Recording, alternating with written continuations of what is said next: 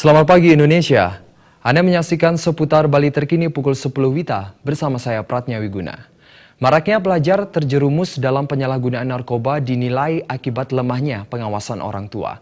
Lemahnya pengawasan dan kondisi mental yang labil membuat mereka mudah mencoba hal baru berbau negatif. Kepala Sekolah SMP 2 Sukawati Ana Agung Nyoman Darmo mengatakan sangat prihatin adanya pelajar terjerumus ke dalam narkoba. Kondisi tersebut lebih terjadi karena masih lemah pengawasan dilakukan orang tua kepada anak-anak terutama selepas jam sekolah. Tanpa pengawasan yang ekstra, kecenderungan mereka biasanya lebih banyak melakukan hal-hal negatif terutama pada malam hari dengan ngumpul bersama sambil menegak minuman keras. Dengan umur yang masih muda dan kondisi mental emosi yang masih belum stabil, lama-kelamaan aktivitas negatif tersebut serta dibarengi adanya pengaruh kuat dari lingkungan pergaulan yang kecenderungan mengarah pada hal negatif yang kuat membawa mereka ingin mencoba hal-hal baru terutama berbau negatif seperti narkoba sehingga tanpa disadari membuat mereka terjerumus ke dalam dunia narkoba.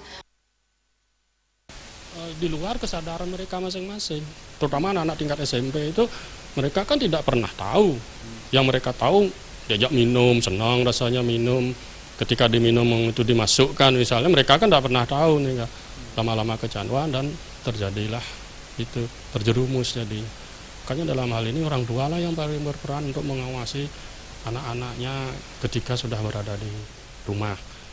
Orang tua dituntut untuk tidak memberikan materi semata, tetapi juga bisa melakukan pengawasan yang ekstra, serta mengarahkan anak-anak kepada hal-hal yang positif, seperti aktivitas berkesenian dan olahraga. Selain itu, orang tua harus memberikan kasih sayang lebih, serta selalu berkomunikasi dan mendengar keluh kesah mereka, sehingga anak-anak merasa dekat dan lebih mencintai keluarga mereka. Suparyana dan Agus Sudiatmike, Bali TV. Pemirsa, demikianlah seputar Bali terkini kali ini. Nantikan informasi menarik kami dalam seputar Bali terkini 1 jam mendatang. Salam Indonesia.